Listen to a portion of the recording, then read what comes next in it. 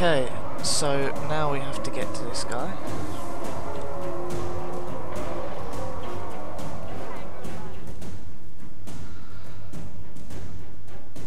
I need your help, soldier. Tribune Brimstone has ordered me to the crypt, but I'm too torn up to make it. What's so important that the Blood Legion Tribune is there? The ghost of Duke Barrington is far more powerful than we thought. His army just broke through our defenses. Ritlock's about to fight him head-on. If he succeeds, it'll be weeks before the ghost reforms, and we can rebuild our perimeter. On my way. Get to the crypt gate. Alright. I don't like this. Do all that scattered.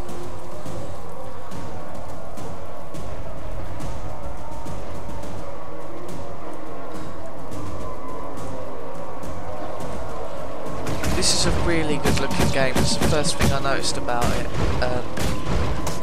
It's just the art direction on it is so nice. I mean, this isn't the best area to show you, but when you get to the Asura capital, like, that's one of the best looking locations I've ever seen in a game. It's amazing.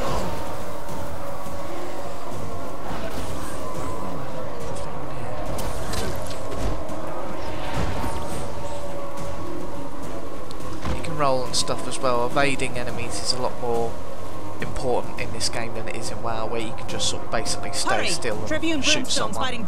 You actually have to pay attention to attacks. Best fighting week. You go on. I'll be right behind you.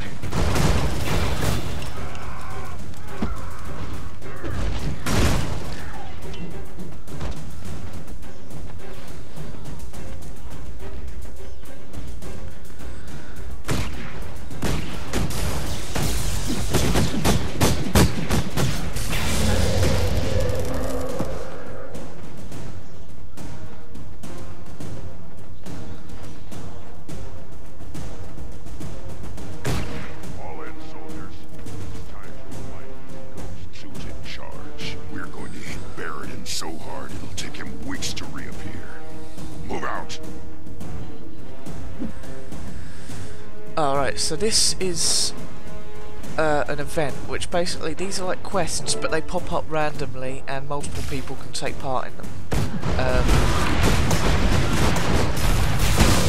And they'll repeat every so often, but the idea is that you will fight between you to get the greatest contribution to the quest, whether it's handing things in or killing monsters. You all have to do the same objective and get rewards based on how much you contributed to the outcome of the aim of that quest. Not a bad fight. And obviously, the more you contribute, the better your reward will be.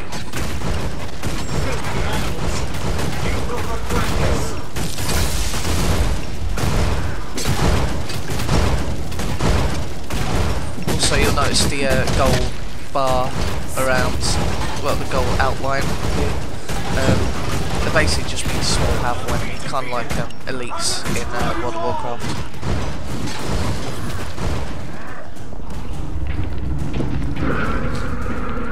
Oh shit, we're gonna have to fight that.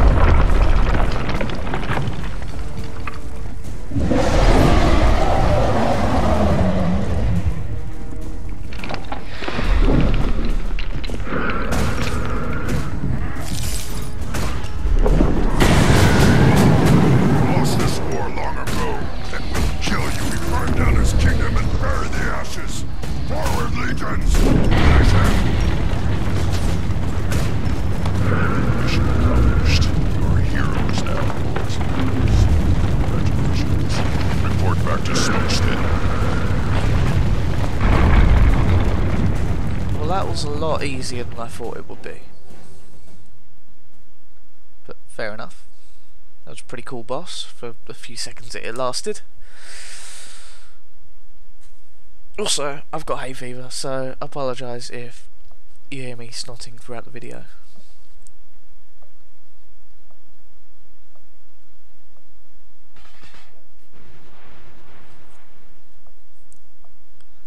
I heard what you did down in that crypt, soldier.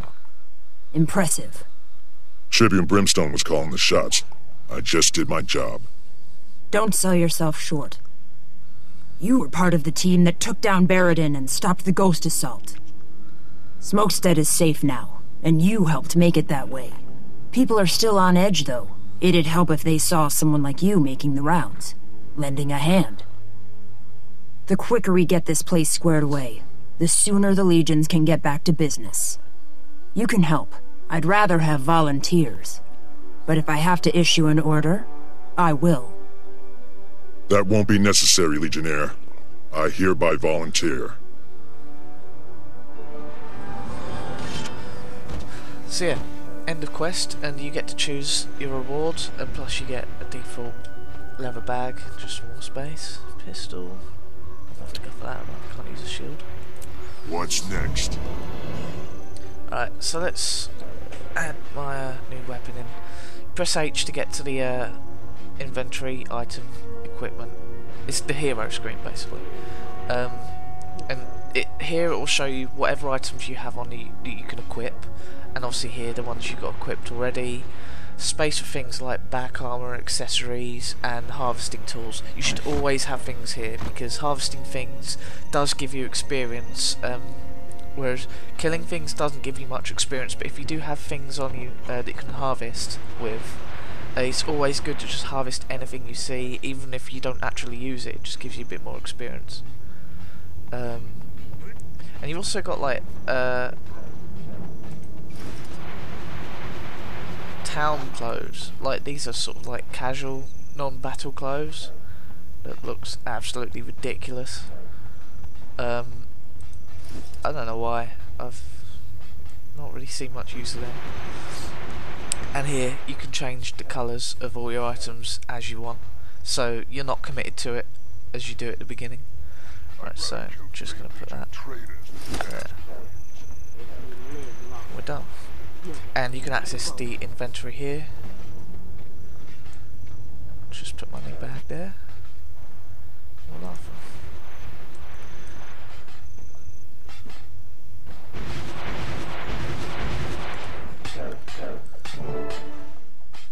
Smokestead lies outside the Black Citadel on land we took back from the humans. It's our base of operations for further expansion into this region. We're pressing east and north, facing resistance from the Flame Legion and an infestation of Ascalonian ghosts. The Legions need every soldier to do his or her part. As you travel, you'll encounter magical Asuran waypoints that you can use, for a small fee, to rapidly travel around the world. Finally, I'm confident you'll find many challenges that will test your mettle and improve your skill. So to show you what she just showed us, these are waypoints. Now instead of having mounts and flying everywhere or using some sort of transportation system to get from city to city, Guild Wars 2's really simplified it and made it much more quicker to travel across the world by having waypoints. Any of these that you've discovered you can teleport to, even if it's on the other side of the world. You literally just find it, click on it, go teleport to this and pay a small fee and it'll take you there.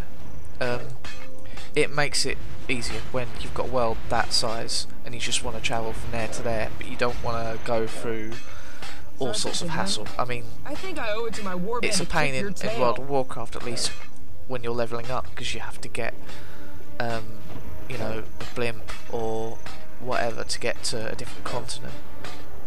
Whereas with this, you just right click on something, find where you want to go, right click on it, and you're alright. These are basically like the idea of the closest thing to normal quests in this game. If you live long enough, you'll get plenty of both. Each of these hearts represents a different quest in each area, and they sort of add to the storyline of each sort of area within the map. You basically just do something for that person, and like, you know, help so and so do this and stuff, and you'll get a reward out of it. And there's a certain amount of each area, as you can see here. They don't repeat, unlike events.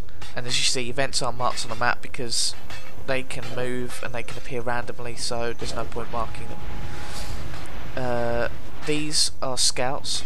If you find these people, they'll basically give you an overview of the area. They'll tell you where quests are and stuff, where everything is. Just saves you basically just walking through parts of the map you haven't been through before, not knowing where you're going. This is a skill point test, basically. They're events where you can go and earn skill points. You might have to defeat a boss, or just do something like touch a rock. It literally is sometimes that simple. And again, there are loads of those dotted in each area. You get them as you level up anyway, but some of the skills that you get are quite expensive, so you do need to go out and get these eventually. I think that's it. And as you can see, this is all the area that I've discovered so far.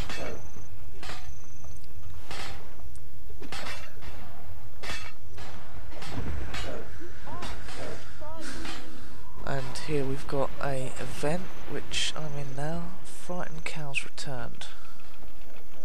I kind of like the fact that the quests don't feel repetitive. How do I return it? Is there any... Oh, cattle prod. Blasted cows! You! Come over here and get a prod to herd them back in the pen! The quests don't feel repetitive, whereas in WoW,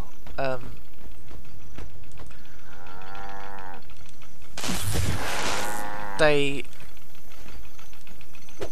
can be a bit grindy. In this, though, they are still essentially the same thing, like kill 20 of this, collect 10 of these, etc. It doesn't feel so monotonous and grindy. I don't know, it feels more interesting to play. Okay, let's return. It sort of hides it well. I think Total Biscuit was actually speaking about this in one of his videos about it. Even though it is fundamentally the same sort of deal as World of Warcraft, and sort of how the quests are made, as I say, it feels more interesting to do. I don't feel like I've done the same quest, even though I pretty much have. They all feel kind of different, and some of them are quite interesting. Like this one, I'm electrocuting cows, because, you know, why not? It'd help if perhaps they closed the gates and they might not escape, but, you know, I'm getting paid, so I don't care.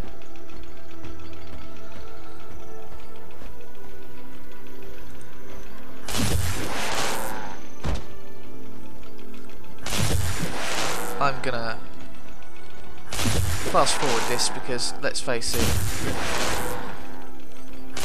watching people electrocute cows is only funny for so long. You want something? Okay, okay.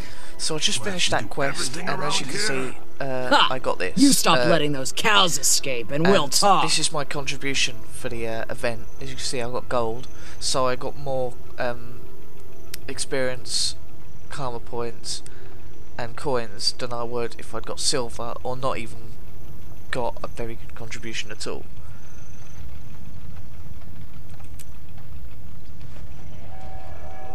Actually, while we're here, I'm going to show you the store, if it is actually working today.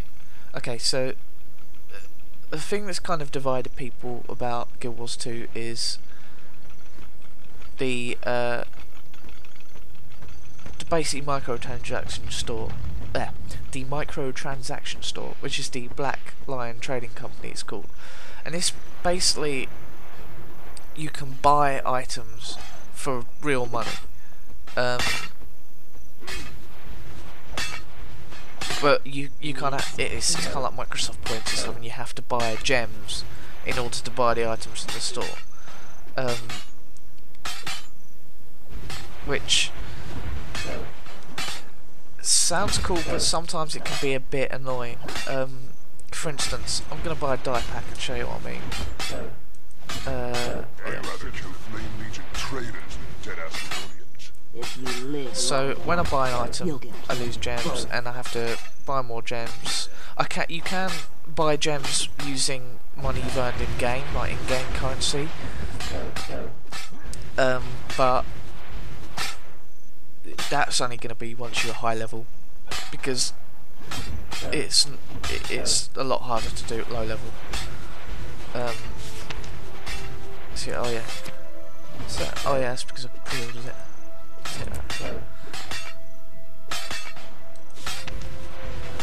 Right. So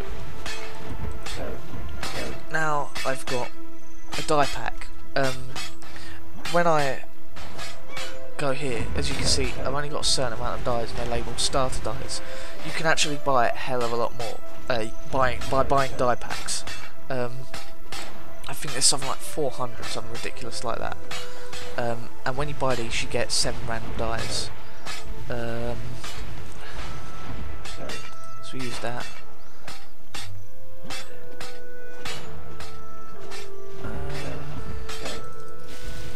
So you've got an alright bunch of dies there. Special should equip that as well. Gives me a bit more. Right, so yeah, that's I'm not too mad on that. What does annoy me though is that these dies are character bound. So I've got a Norn Ranger, and I've bought a couple of die packs with him, and I cannot use those dies on this character. So if I wanted to get colours that I had on my Norn Ranger, I'd have to buy more dies, which is kind of annoying, because if you paid for it, you should be able to use it freely.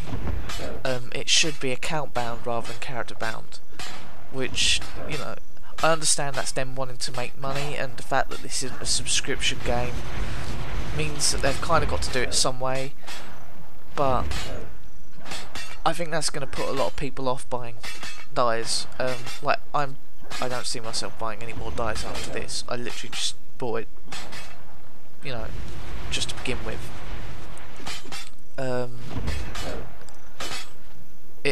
I think it would have, more people would have bought them if they'd known that they'd be able to use the dies on all characters. I mean, with 400 or so dies to get, you're not going to waste money trying to get the colour you want if there's that money. That many even. See, the hay fever's getting to my head, man. I can barely even speak. So yeah, and another thing. I think I owe it to my warband to kick your tail. Where is it? I hear you.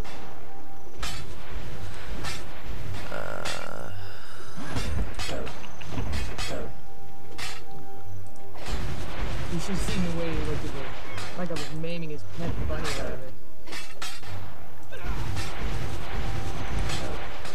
I can't find it. This will do, right. You get Black Lion keys, and you have to buy. This is actually quite similar to Team Fortress 2, actually. You get Black Lion chests in the game, and you have to buy the keys to unlock those chests, which, to be honest, so far I've not found very decent items in there.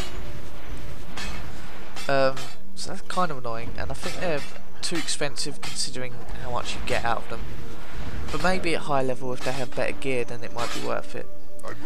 Another thing which quite annoyed me, I'll be honest, is you can buy armor sets. Yeah, just skins to put on your character.